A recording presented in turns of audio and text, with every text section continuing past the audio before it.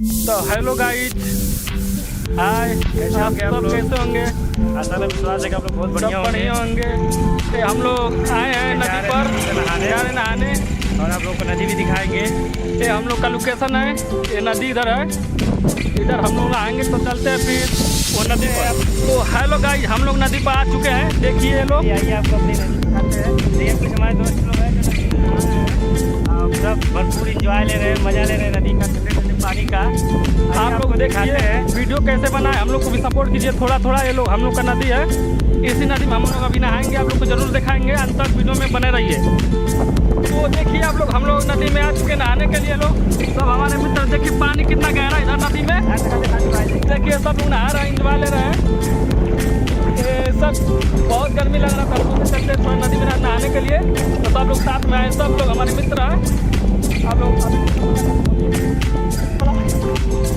आइए आप लोग भी ठंडे ठंडे पानी में आइए और हम लोग का नदी का एंजॉय करते हुए बहुत अच्छा लग रहा है, बहुत खूबसूरत लग रहा है। देखिए तैर रहे हैं, देखिए। तो चलिए हम लोग